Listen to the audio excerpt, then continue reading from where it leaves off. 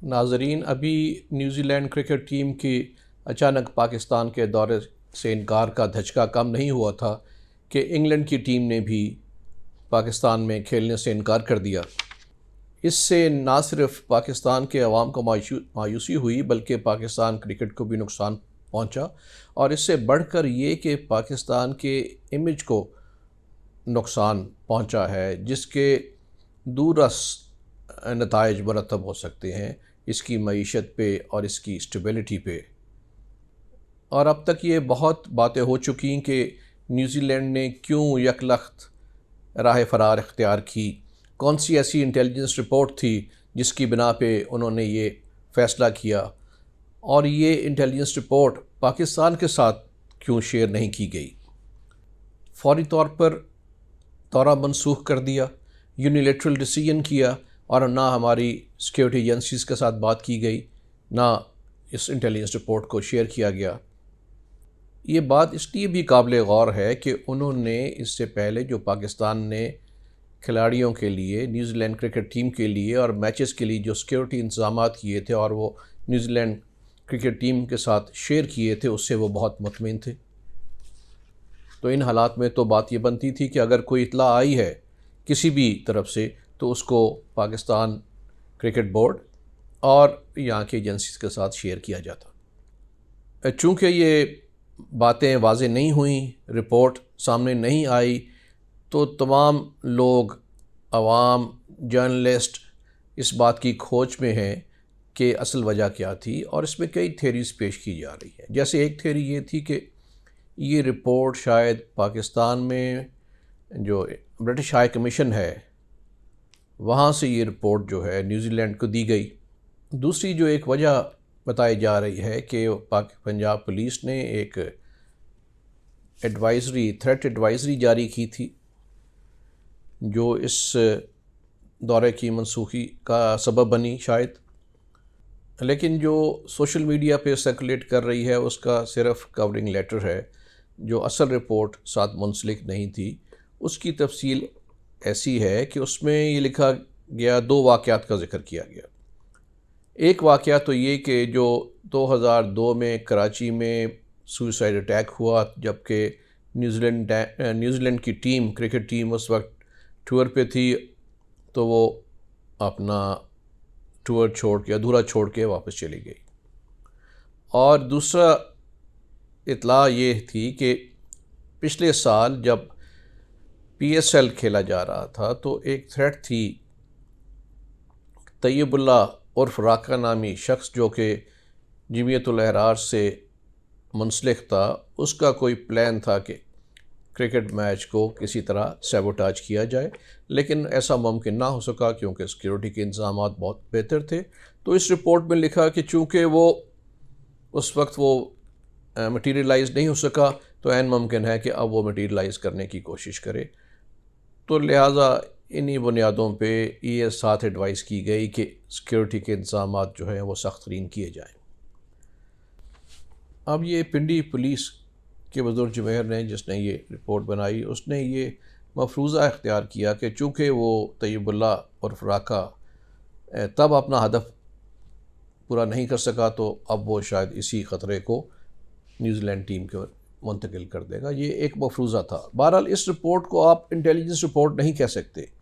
ये intelligence report नहीं थी, कोई नई इंटेलिजेंस रिपोर्ट नहीं थी। ये एक थ्रेट असेसमेंट रिपोर्ट थी। इसमें कोई हर्ज नहीं था कि पुलिस थ्रेट असेसमेंट रिपोर्ट जारी कर दी। पिछले केसेस की बुनियाद पे थ्रेट असेसमेंट की ही ऐसी जाती है, उसमें कोई हर्ज। लेकिन जो गलती की पुलिस ने कि इसको उन्होंने क्लासीफाई नहीं किया, और ये हर जगह घूमती घामती वहाँ भी पहुँच गई। शायद ये यही रिपोर्ट थी जो ब्रिटिश हाई कमीशन को पहुँची हो, जिन्होंने उसको फर्दर कोई कलेट और एनालाइज करके ज़्यादा संगीन चीज़ बना दी हो या बन गई हो। तो ये बहुत अहम बात है आइंदा के लिए भी, चूँकि टेररिज्म एक ऐसा मसला है जो सारी दुनिया में है और ये चलता रहेगा, तो हमें चीज़ें सीखनी होंगी। पंजाब पुलिस के जो नए IG हैं वो एक मंजे हुए ऑफिसर हैं, इंटेलिजेंस ब्यूरो के भी पंजाब के सरबराह रह चुके हैं। उन्हें ये चाहिए कि तमाम पुलिस अफसरान को ये क्रैश कोर्स कराएं या उनको आगाही दें कि जो रिपोर्ट्स की ग्रेडिंग है वो बहुत अहम है, ताकि उनको भी इसमें आसानी हो कि किस पे कितने रिसोर्सेज लगाने हैं। और दूसरा है कि क्लासिफिकेशन होनी चाहिए कि किसने कौन सी रिपोर्ट किस तरह हैंडल करनी है, ताकि आइंदा के लिए ये रिपोर्ट्स इस तरह सोशल मीडिया पे गर्दिश ना करती रहें और उन लोगों के हाथों में ना जाएं जिनमें नहीं जाना चाहिए, रिस्ट्रिक्टेड हो या कॉन्फिडेंशियल हो, सीक्रेट हो या टॉप सीक्रेट हो।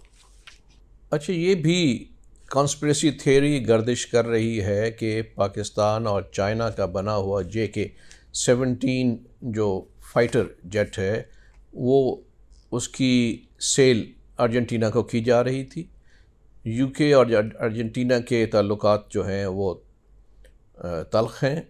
जब से UK और अर्जेंटीना की वॉर हुई थी, फॉकलैंड्स वॉर 1982 में, तब से UK ने अर्जेंटीना पे एम्बार्गो भी लगाया हुआ है।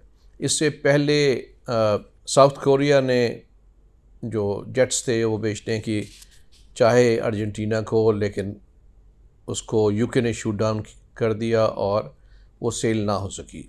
अब JK-17 थंडर जो फाइटर है, जो पाकिस्तान और चाइना की मुश्तरका पैदावार है, और उसके बेसिकली जो सेल इंटेंशन है या गुफ्तगू की गई है इस सिलसिले में वो चाइना ने ही की है।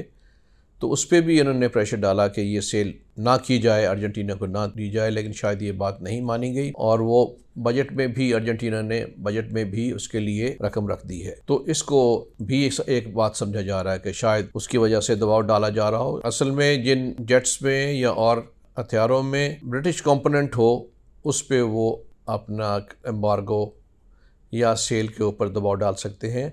इस JK-17 में भी जो इजेक्ट सीट है वो इंग्लैंड की बनी हुई है, तो लिहाजा उन्होंने इस पर प्रेशर डाला है कि इसको सेल ना किया जाए। बहरहाल ये इन थेरीज़ के अलावा जो चीज़ मुस्तनद है वो ये है कि इंडियन अखबारों ने और मीडिया ने ये दौरे से पहले ही एक मुहिम शुरू कर दी कि शायद पाकिस्तान में न्यूजीलैंड की टीम पे दहशतगर्द हमला हो सकता है। संडे गार्डियन नामी अखबार ने 27 अगस्त को ही एक खबर लगाई और रिपोर्ट दी कि terrorist may attack the New Zealand team on its tour to Pakistan, और उसकी तफसीर उसने ये लिखी कि एहसानुल्लाह एहसान नामी शख्स, जो कि तहरीक तालिबान पाकिस्तान का पहले तर्जमान रह चुका है और जमातुल अहरार का लीडर भी है, जो कि TTP का ही एक स्प्लिंटर ग्रुप है, उसने ये इतला दी कि पाकिस्तान में जब न्यूजीलैंड टीम आएगी तो उस पर हमला किया जाए, और इसकी कोई कंफर्मेशन नहीं। इसी तरह की रिपोर्ट से दौरे के आगाज़ से कबल ही न्यूजीलैंड की टीम की जहन में शक का बीज बो दिया गया। न्यूजीलैंड के दौरे की मनसूखी के फौरी बाद ही इंग्लैंड ने, जो कि उसका टूर भी अक्टूबर में था, वो मनसूख कर दिया, और उन्होंने भी ये बताया नहीं कि असल वजह क्या है, उनके पास क्या इंटेलिजेंस रिपोर्ट थी जिसके बुनियाद पे ये किया गया है। अगर वो रिपोर्ट जिसकी बुनियाद पे न्यूजीलैंड की टीम ने दौरा मनसूख किया तो इसका मतलब है कि वो कोई न्यूजीलैंड स्पेसिफिक थ्रेट नहीं थी। अगर न्यूजीलैंड स्पेसिफिक थ्रेट थी तो इंग्लैंड को दौरा मनसूख करने की ज़रूरत नहीं थी। अगर रिपोर्ट ये है कि पाकिस्तान में ओवरऑल सिचुएशन डिटेरियोरेट हुई है और थ्रेट लेवल बढ़ा है, तो उसका भी अगर जायज़ा लिया जाए तो 15 सितंबर या उससे पहले कोई ऐसा नई बात नहीं हुई या नई संगीनी नहीं आई या कोई ऐसे वाक़यात नहीं हुए जिसकी बुनियाद पे ये कहा जाता कि टेररिज्म बहुत बढ़ गया है। जो हालात पहले चल रहे थे वही चलते रहेंगे।